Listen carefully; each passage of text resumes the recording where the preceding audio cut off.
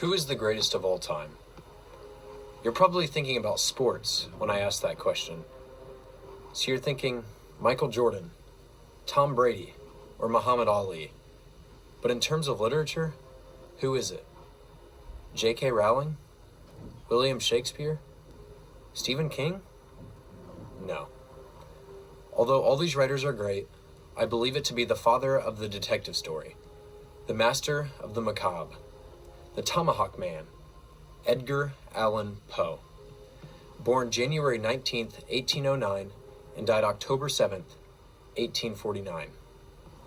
In his short time here on Earth, he made himself very well known, with his work being studied in hundreds of thousands of high school classrooms across the country and throughout the world. In his 40 years of living, he made a name for himself, writing literature with elements of horror and suspense. Poe is arguably one of the best writers of all time. His eerie poems and unusual behavior, which he reflects in his writing, fascinate me and the world. Poe writes, "Deep into that darkness peering, long I stood there, wondering, fearing, doubting, dreaming dreams no mortal ever dared to dream before." Now obviously this quote by Poe alone makes him a mysterious and interesting person. But we see it time and time again in his 79 poems that he wrote. One which became so famous, the professional football team, the Baltimore Ravens, have their name because of Poe's poem, The Raven. Today, I'm going to read a poem by Poe, which depicts major life events through the sound of bells. Hear the sledges with the bells, silver bells. What a world of merriment their melody foretells. How they tinkle, tinkle, tinkle in the icy air of night, while the stars that oversprinkle all the heavens seem to twinkle with a crystalline delight, keeping time, time, time in a sort of runic rhyme to the tintabulation that so musically wells from the bells, bells, bells, bells, bells, bells, bells, from the jingling and the tinkling of the bells. Hear the mellow wedding bells, golden bells. What a world of happiness their harmony foretells. Through the balmy air of night, how they ring out their delight from the molten golden notes, and all in tune. What a liquid ditty floats to the turtle dove that listens while she gloats on the moon.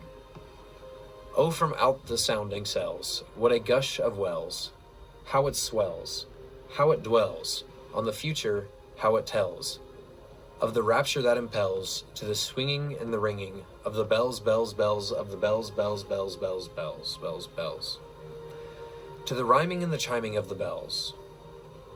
Hear the loud alarum bells, brazen bells.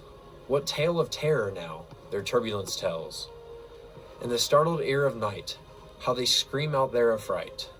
Too much horrified to speak, they can only shriek, shriek, out of tune, in a clamorous appealing to the mercy of the fire, in a mad exultation with the deaf and frantic fire, leaping higher, higher, higher, with a desperate desire, and a resolute endeavor. Now to sit or never by the side of the pale-faced moon. Oh, the bells, bells, bells, what a tale their terror tells, of despair, how they clang and clash and roar. What a horror they outpour on the bosom of the air. Yet the ear, it fully knows, by the twanging and the clanging, how the danger ebbs and flows.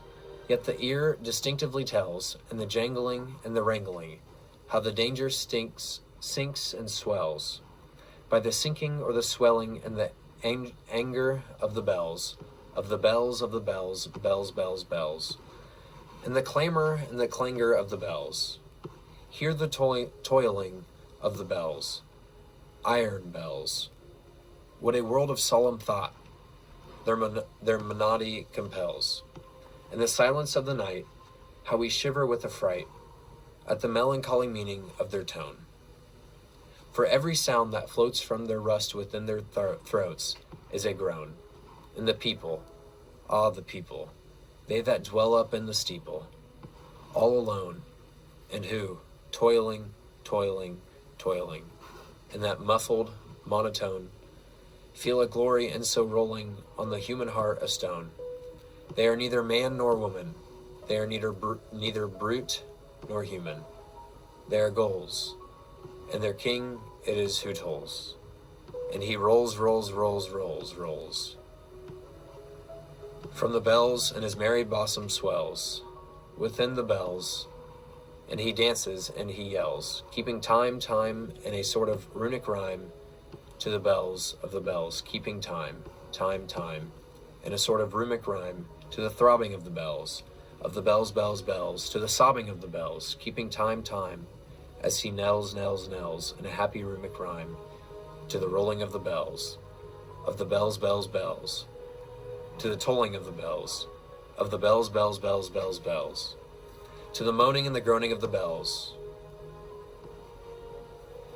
This poem completely outlines the stages of life throughout a tangible object, bells, by describing their color and sound. Not only does the poem display the stages of life, but it reveals how quickly they come and go. This poem hit on 4 major life events: birth, represented by silver bells; marriage, represented by golden bells; middle age, represented by brazen bells; and death, represented by iron bells. The motif in the poem just emphasizes the meaning of the bells, and the competent repetition of the word bells. The Bells, the poem, is a great example of philosophical literature that is an exceptional read for anyone who is procrastinating in life. This impacts me as it acts as a wake-up call that life is short and valuable. It made me realize that I'm already past one of the 4 bells, and some of my friends my age are past 2 of the bells. In other words, this poem makes me think of the terms carpe diem and memento mori, which will help me and everyone greatly in life.